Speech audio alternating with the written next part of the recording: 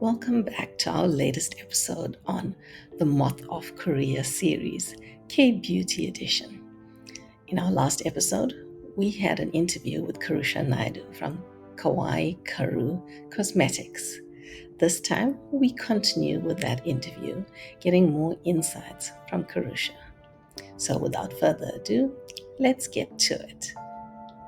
What do you think makes Korean beauty unique and attracts so many users and followers and actually retains those people to using products?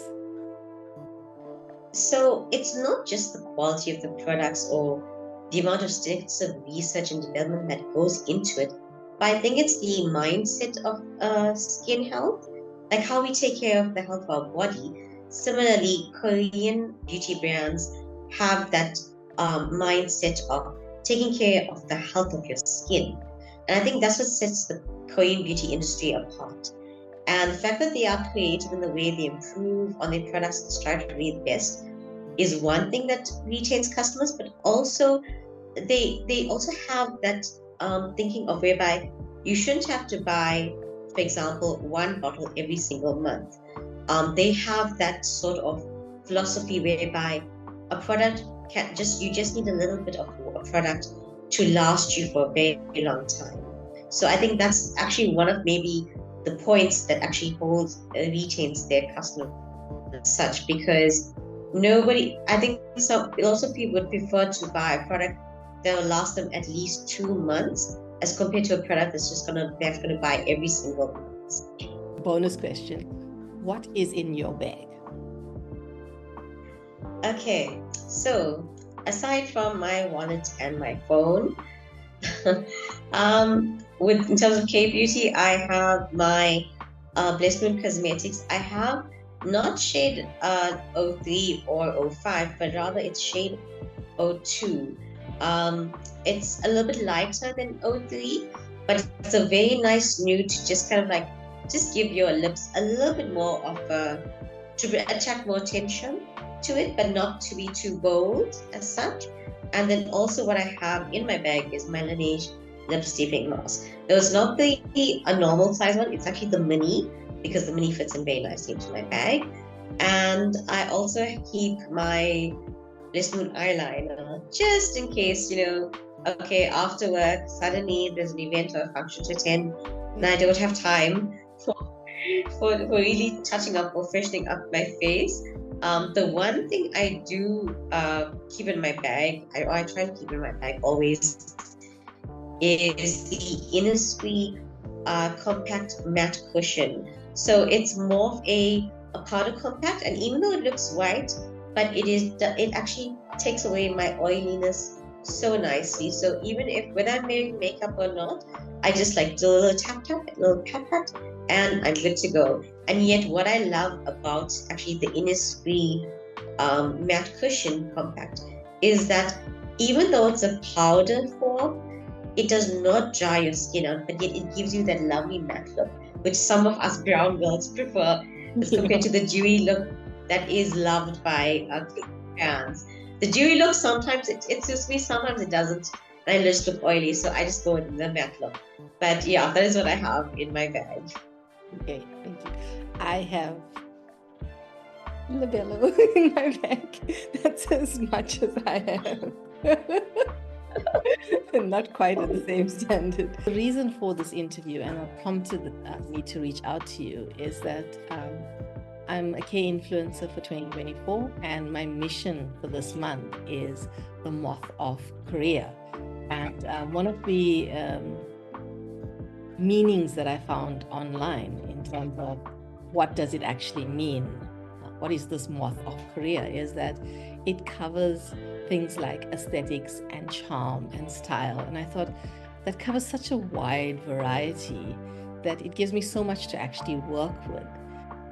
In terms of KBeauty itself, how do you think aesthetics play a part in KBeauty regimes, or even the way people actually, the makeup and the styles that go with it? So in terms of what you just mentioned, I do feel that with KBeauty, that elegance is definitely something that comes across, because even when it comes to makeup looks, if you look at Korean makeup looks, comparing it to whether it's American or even South African makeup looks, it's a lot more subtle and subdued, but yet it's got that elegant, classy look as such.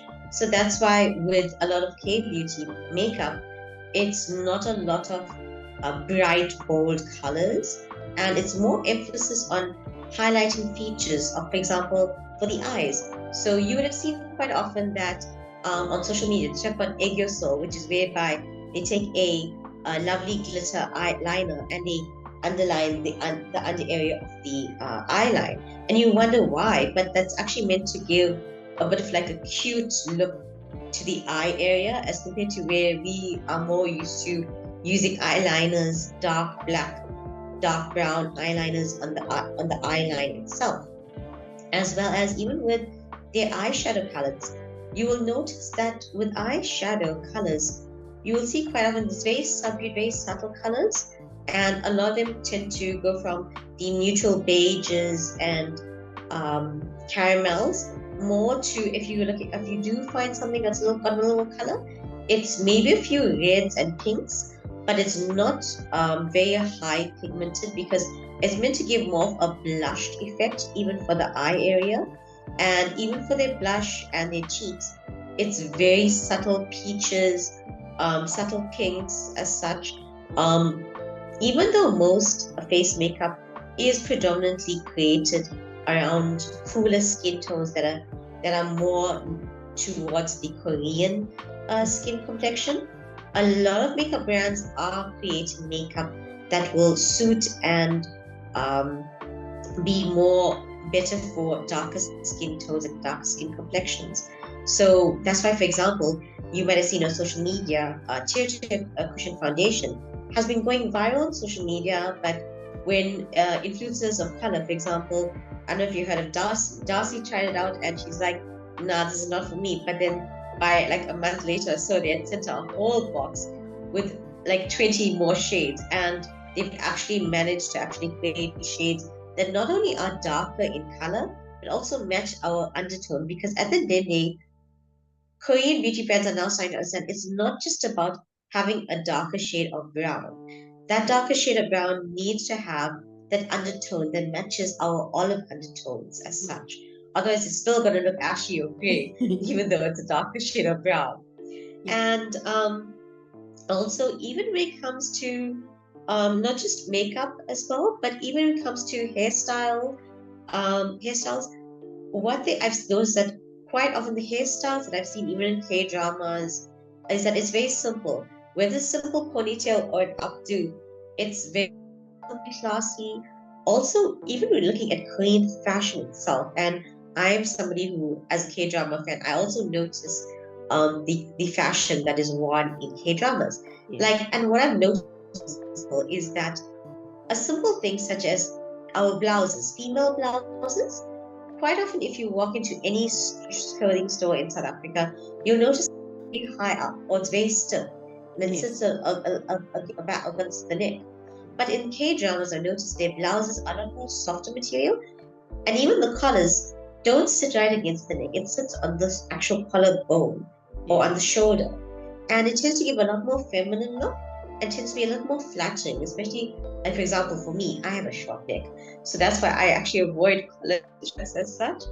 And even with their fashion sense, it's very simple yet subtle and classy look as such.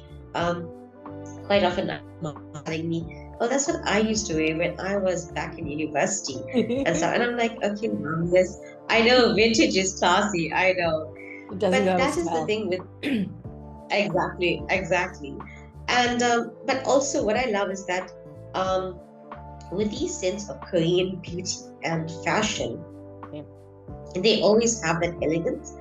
But even if you look at their traditional wear as well, for example, the hanbok.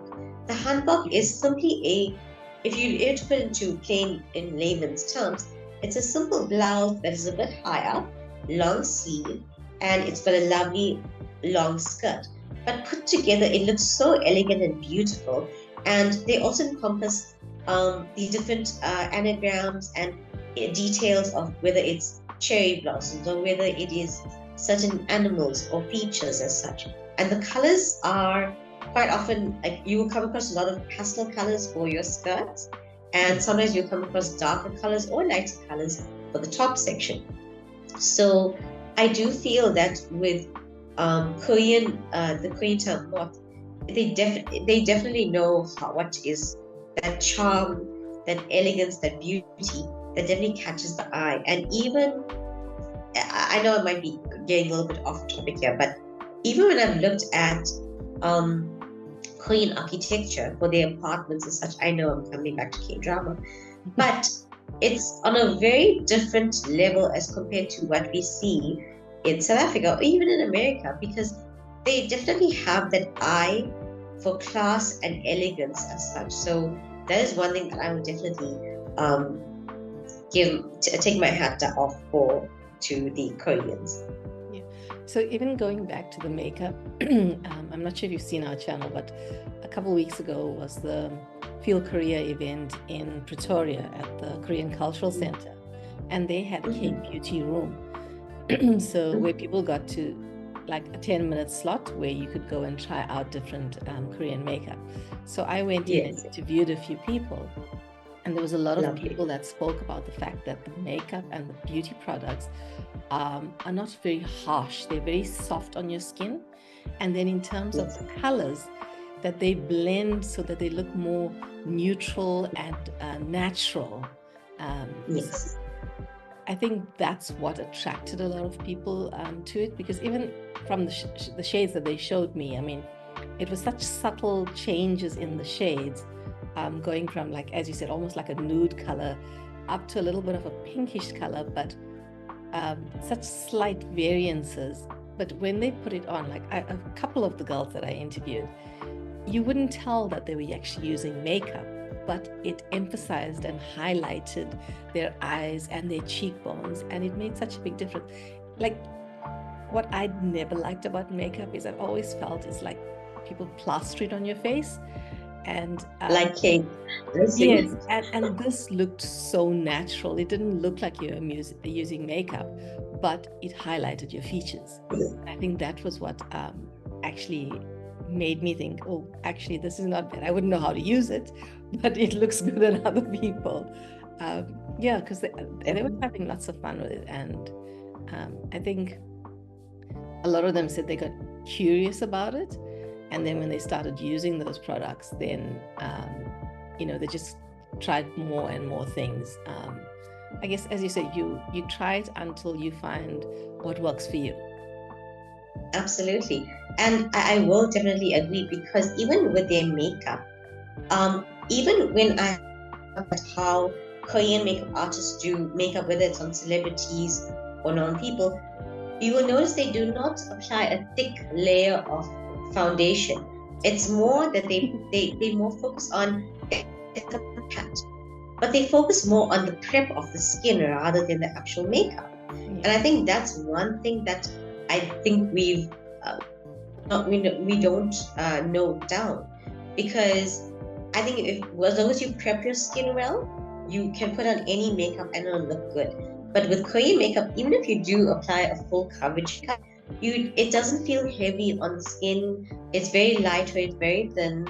And as you have said, even when it comes to the colors, whether it's eye makeup or lip tint, it's very subtle colors, and it's more meant to give that blush or natural look, that almost no makeup look as such. And I think that's what also appeals to people, because a lot of people also don't like that very vibrant, out there, pop out color full makeup look.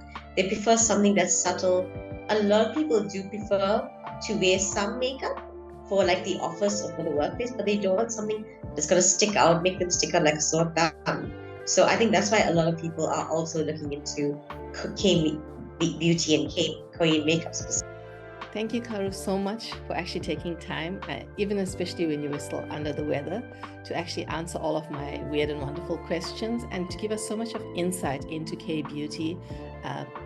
the theory behind it, the products, even the ideas on how to actually use KBeauty and actually get into it.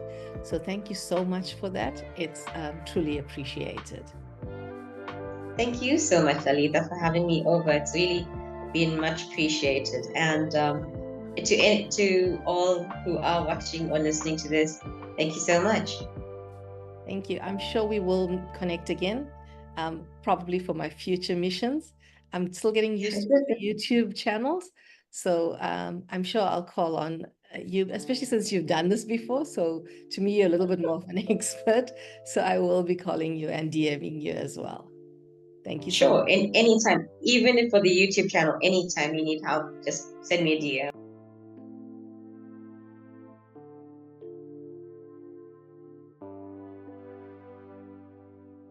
Hi everyone, this is the Dermacella Solutions A Spot Cream. It is a sensitive skin solution care that is composed of systematic system using a low temperature method.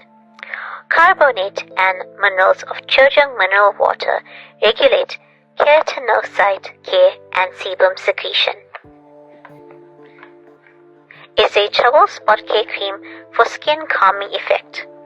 It is suitable for all skin types, oily and acne-prone skin. It soothes sensitive skin and refines pores. It helps to clear the dirt and impurities in your pores as it removes excess oil.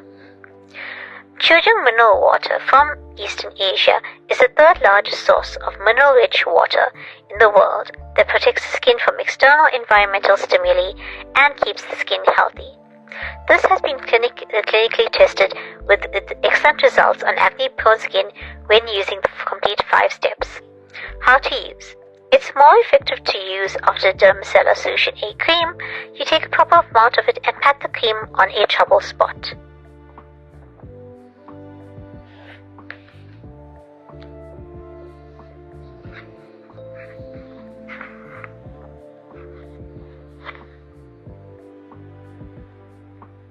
The Dermacella Solution A Spot Cream has a synergy effect of Chojang mineral water and 10 types of natural vegetable ingredients for intensive use in troubled regions.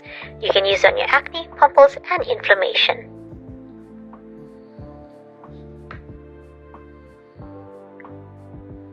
So, Karu, if we want to get more advice from you, because you do have some really good ideas and information, where can we follow you on social media, and even those products that you mentioned, like Ginger 6, that aren't readily available? How can we source that via you? So I am on Instagram. You can follow me on Instagram at Karu, as well as we're also on X, previously known as Twitter, but now known as X. And we also have a YouTube channel. I might not have updated for a while, but we do have some awesome show and tell videos whereby not only do I review some of the products that we supply, but I've also done a few videos on testing out various different Korean brands, whether it's cushion foundation, even if it doesn't match my tone, or whether it is actually lip tints or eyeshadow palettes. But we do have our YouTube channel, the Karu Cosmetics, as such. And as for products like from Ginger 6 and Blessed Cosmetics, we do have our online store, that is kawaikarcosmetics.com, and you just simply can check us out there, and you can easily order online, and we deliver nationwide. We offer free delivery for all orders over 500 rand, and and if you ever have any questions or queries, or anyone wants to know more about KBeauty, you can always DM us on our business WhatsApp. That's 07634105589. And feel free to ask any question about whether it's Korean skincare, hair care, beauty, makeup, or even, I don't normally do Korean fashion, but hey, I can try my best. Okay, dramas. Okay, dramas, yeah. Okay, Pop. Thank you so much for that. I will put all of your details on our YouTube channel, and then I'm going to actually convert this into a blog as well. So we'll put all of your details with all of the links. So anyone that wants to follow you, ask you any questions, or get these products will be able to easily access them.